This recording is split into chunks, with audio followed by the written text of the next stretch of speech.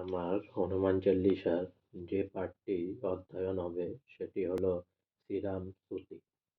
তাই একবার প্রথমে বলুন জয় শ্রীরাম, জয় শ্রীরাম, জয় শ্রীরাম, জয় বজরংবলী, জয় বজরংবলী, জয় বজরংবলী। চলুন শ্রী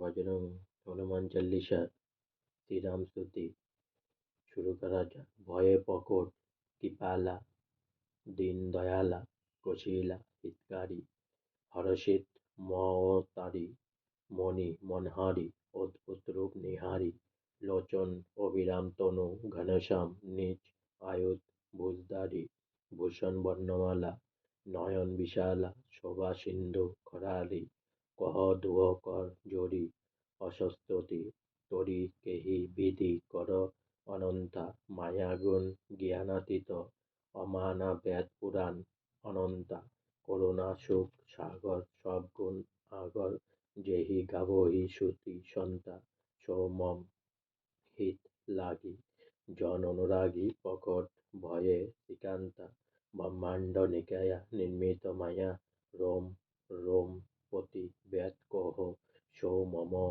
উর্বাসী অয় উপবাসী, শুনতে ধীরমতি দীর্ণ রয়, উপজা জব জ্ঞানা প্রভু শুষ্কানা, চরিত বহুত বিধি কিনহ চহ, কহি কথা শুনাই মাত বুঝাই, যেহি প্রকার সুত প্রেম লহ, মাথা পুনি বলি সো মতি ডলি, তজহু তাত ইহ রূপা কিজ শিশু লীলা, অতি প্রিয় লীলা ইহ সুখ পরমনোপা, শুনি বচন সুজানা, রোদন টানা হয় বালক সুরভূপা, মহচরিত যো গাবহি হরিপদ পাবাহি, তে ন পরাহি ভব কৃপা।